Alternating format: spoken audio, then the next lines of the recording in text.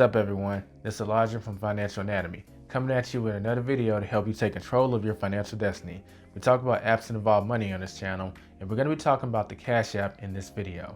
How do you withdraw money from your Cash App to a debit card? Let's start off by opening the Cash App up and clicking on your balance in the bottom left hand corner. This goes without saying, but you do need money inside your Cash App account in order to be able to do this. So go ahead and hit the withdraw button, and then you'll see some options.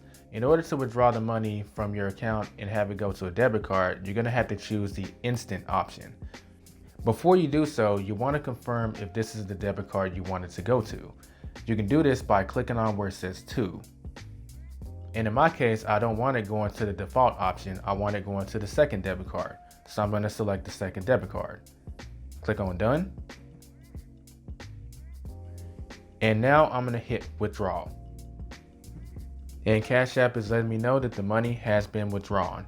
You saw on the screen that there was a 25-cent fee. That fee is a minimum it will take to transfer money to a debit card.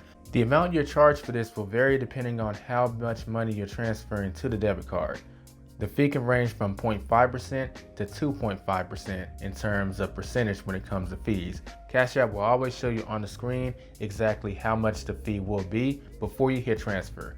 But the transfer is instant, meaning that the moment that you withdraw the money, in a few seconds, that money will be available on the debit card of your choice. That does it for this video. If you have any questions or comments, feel free to leave them in the comment section below.